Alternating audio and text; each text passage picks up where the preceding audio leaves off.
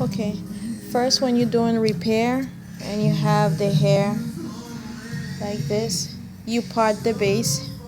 Okay, make sure you get all this hair in. So I'm going to show you guys how, well, from here to get it to look like this. Okay, because when you twist, you have to twist the hair to the point you don't need hairpin. The hair can stay like this by itself. You can see it's not unraveling.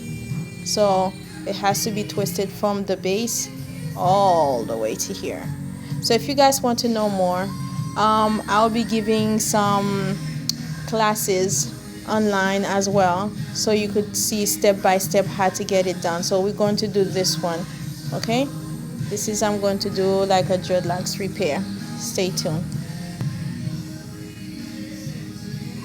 Okay, right now, see, I'm in the middle of fixing this.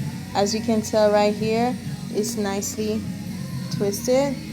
Okay, so right now I'm going to continue because the hair, the lock has expanded wider. So we're going to continue to make it, you know, to give it structure. Stay tuned. Okay, we are done. So we get the hair. It was like wide and everything else, and as you can tell, I just twisted from here, from this right here. The hair has to be, you know, on train.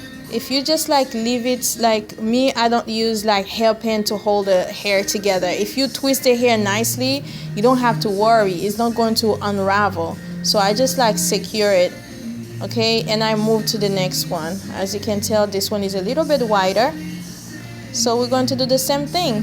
Thank you for watching, and if you want to know more, I give seminars, live seminars. You can just pay online and you just watch every single step how I do it, from, you know, repairing it from this right here to here.